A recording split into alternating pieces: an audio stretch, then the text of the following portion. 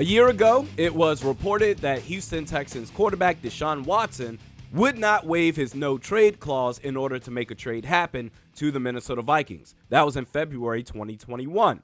Fast forward to now, February 22, hell has officially frozen over because ESPN's Jeremy Fowler said, quote, "The Texans quarterback who spent the 2021 season on the team's active roster but did not play has begun evaluating potential fits for his services in 2022 with the Buccaneers and Vikings among teams on his radar."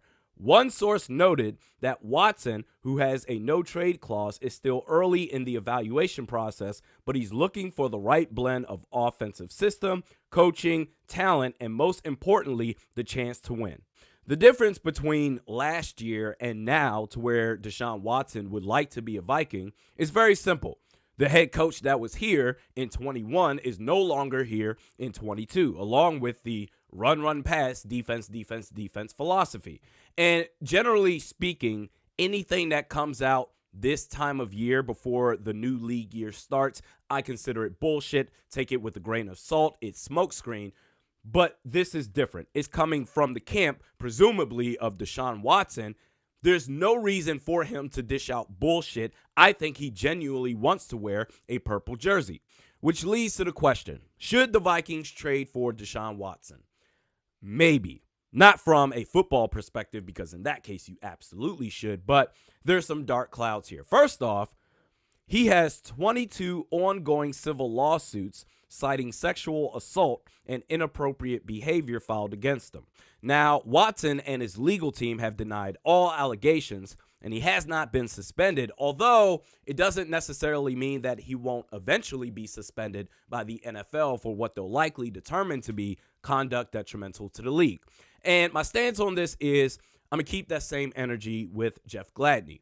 If Deshaun Watson is proven to be guilty of what he's accused to have done, I'm not interested. He's only facing civil lawsuits right now. So if a prosecutor or a grand jury determines that criminal charges should not be filed, then yeah, you absolutely make the call to Houston. Because from a football standpoint, listen, I think Kirk Cousins is a talented quarterback. I think he gets a lot of unfair criticism dished towards him.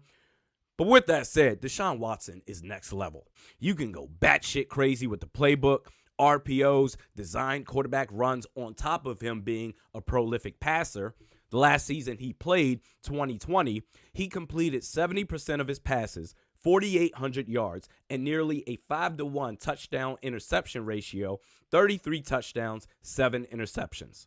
And with guys like Jefferson, Thielen, KJ Osborne, Irv Smith Jr., with this new head coach, Kevin O'Connell, who it's officially been announced today by the Vikings, thank God that's over with a quarterback like Kirk Cousins, I believe this could be a top 5 offense in the league. Well, replace Kirk Cousins with Deshaun Watson, this could be the number 1 offense in the NFL.